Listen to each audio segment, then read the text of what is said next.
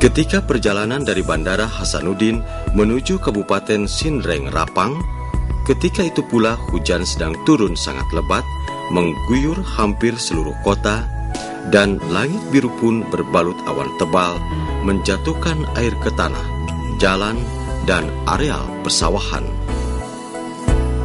Kabupaten Sidrap, Provinsi Sulawesi Selatan, merupakan daerah penghasil beras terbesar di Sulawesi Selatan, dengan luas areal lebih dari 45.000 hektar. Kecamatan Watangpulu adalah salah satu kecamatan di Kabupaten Sidrap yang memiliki lahan pengairan teknis seluas lebih dari 1.500 hektar dan pengairan semi-teknis lebih dari 1.800 hektar terkenal sebagai penghasil beras.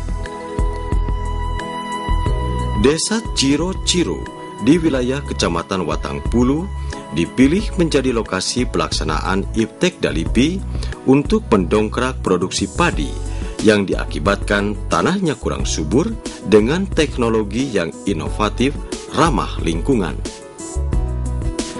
Melalui program Iptek Dalipi, Universitas Muhammadiyah Parepare yang dimotori para peneliti dari Fakultas Pertanian mengembangkan teknologi sederhana yang diaplikasikan kepada lahan-lahan para petani untuk meningkatkan produksi pertanian sekaligus meningkatkan pendapatan para petani padi aromatik melalui optimalisasi limbah pertanian dan budidaya ikan air tawar.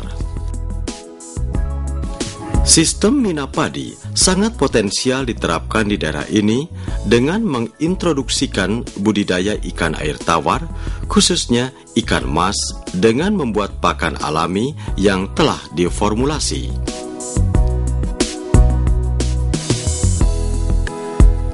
Kegiatan teknis yang pertama dilakukan oleh pelaksana Iptek Dalipi adalah membuat pupuk organik biokompos multiguna kepada para petani dengan bahan baku dari limbah jerami, dedak, atau kotoran dekomposisi digunakan biostarter dari mikroba tanah hasil isolat lokal yang merupakan campuran dari kultur mikroba probiotik, penambat N, P, dan mikroba antagonis dengan waktu yang dibutuhkan 1 bulan sebelum diaplikasikan ke lahan persawahan.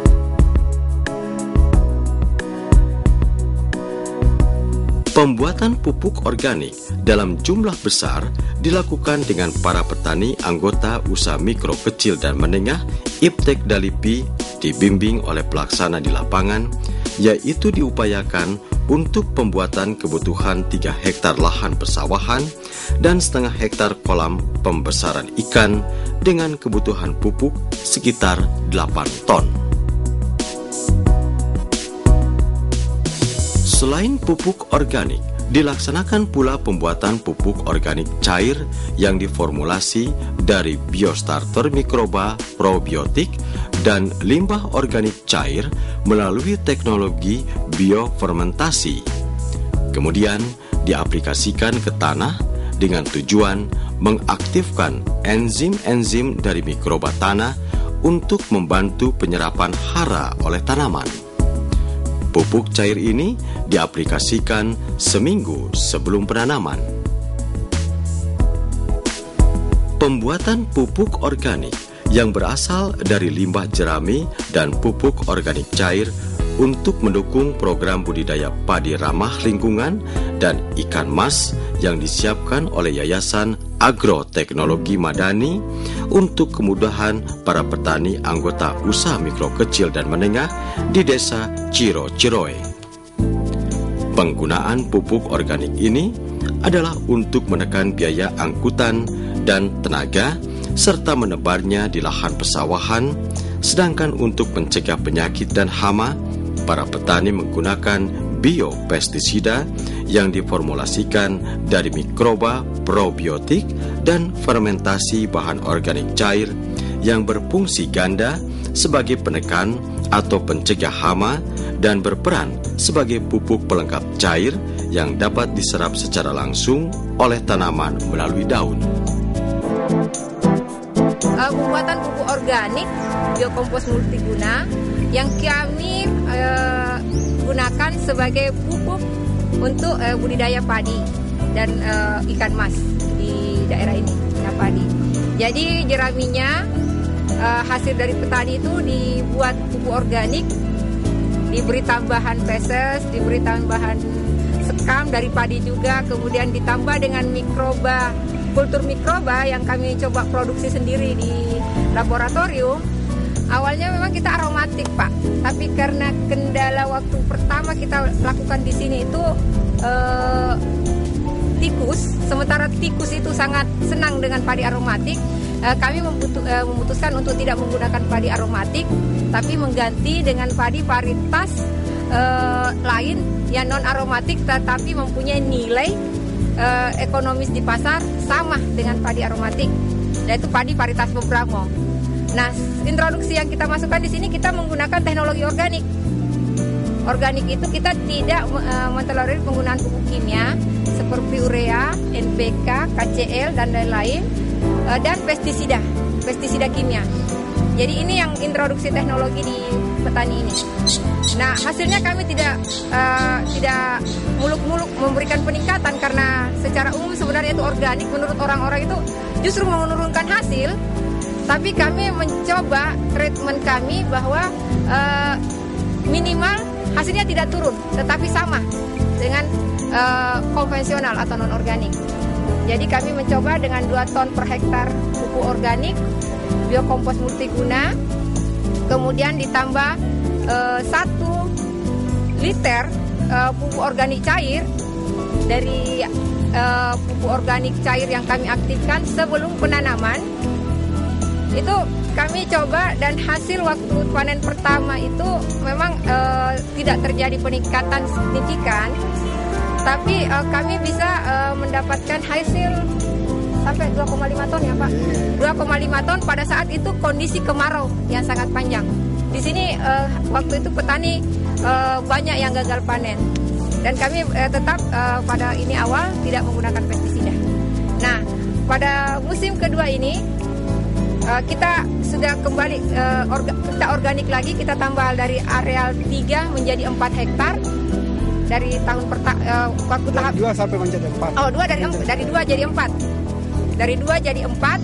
Nah, 4 hektar pada tahap kedua itu kita dapat ada yang bervariasi juga, ada yang 37 karung, ada yang 36 karung per hektarnya.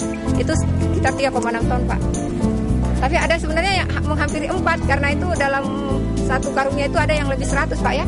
Ada yang sampai 107. Taruhlah rata-rata 4 lah. Iya, rata-ratanya 4. Isi tanah, isi sawah. Nah, itu sawahnya katanya tuh Bapak 4 ton per hektar gabak panen. Nah, padahal waktu itu kita kena serangan penggerek batang yang sangat tinggi. Sampai 30% beberapa daerah di sekitar ini. Kemudian di daerah Pindrang, di Sulsel itu kita kena serangan penggerek batang karena pencaruga. Sampai 30% kita masih bisa produksi 40 karung atau 4 ton per hektar pada waktu musim kedua ini. Ini padinya sekarang kita tunggu lagi proses gilingan dari padi menjadi gabah. Anggaran yang berasal dari bantuan Iptek Dalipi dimanfaatkan untuk budidaya padi aromatik dan budidaya ikan air tawar yang dilaksanakan UMKM pada area lahan padi seluas 3 hektar di Desa Ciro-Ciroe. Kegiatan tersebut merupakan program lanjutan adalah budidaya padi aromatik dengan menerapkan budidaya padi organik murni menggunakan pupuk organik dari limbah jerami dan limbah ternak, pupuk organik cair dan biopestisida untuk penanggulangan hama dan penyakit. Pola tanamnya memperhatikan pola tanam setempat untuk mencegah hama wereng dan hama tikus, untuk memperbaiki kondisi lahan yang kurang subur dan meningkatkan produksi padi. Upaya yang dilakukan adalah perbaikan secara biologis dan enzimatis dengan menggunakan bahan organik. Program budidaya mina padi dengan perbaikan pada lahan kurang subur dengan menggunakan pupuk organik hasil bioteknologi biokompos multiguna dan pupuk cair yang mudah diaplikasikan dan dikombinasikan dengan pupuk organik yang dibuat dari limbah jerami, feses, dan sekam. Diharapkan dapat meningkatkan produksi padi secara komersial. Meski budidaya air tawar hanya untuk mengisi waktu panen tiba, tetapi diarahkan untuk menjadi usaha pendapatan para petani. Dampak dari program pertanian organik adalah pembuatan pupuk organik biokompos multiguna. Setelah dilakukan uji coba, ternyata produksi sebanyak 8 ton tersebut diminati para petani dan minimal dibuat untuk kebutuhan para petani peserta UMKM di daerah yang dulu tanahnya kurang subur. Bagaimana komentar para petani yang tergabung dalam usaha kecil dan menengah?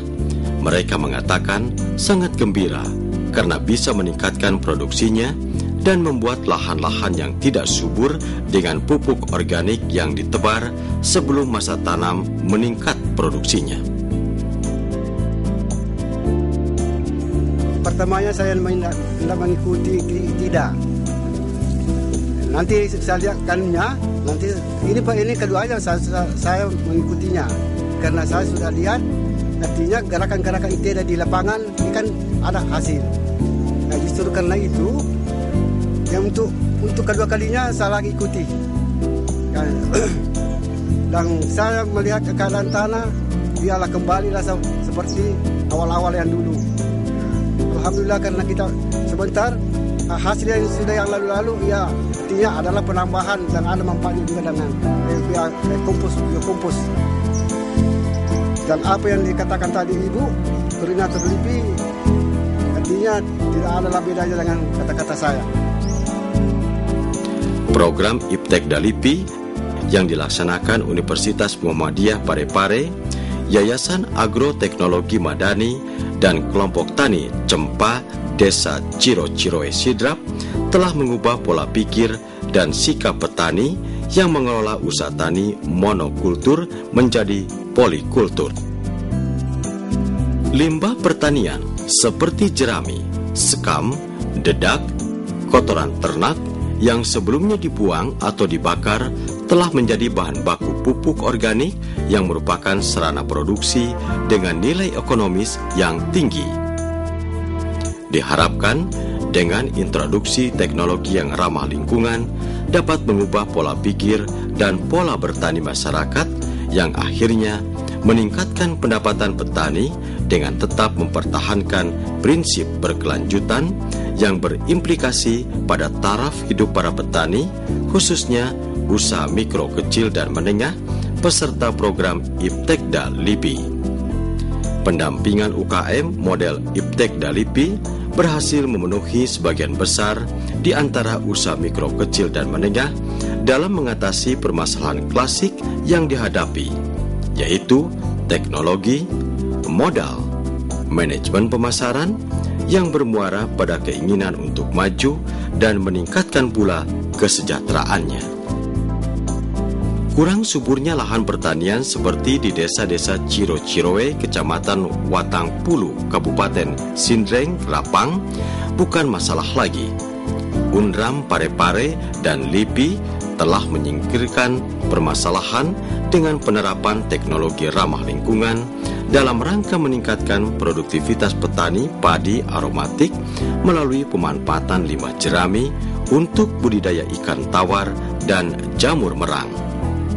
Sistem usaha terpadu yang berkaitan dengan produktivitas pertanian, sistem pengelolaan tanah sangat menguntungkan bagi para petani yang akhirnya dapat meningkatkan pendapatan dengan memperhitungkan dari keuntungan yang diperoleh dan resiko yang dapat ditekan seminimal mungkin. Sistem usaha tani terpadu, keuntungannya tanah dapat di-recovery dengan menggunakan bahan organik yang berasal dari limbah pertanian dan ternak, sedangkan konservasi tanah dan air dapat dilakukan dengan sistem mina padi untuk budidaya ikan air tawar.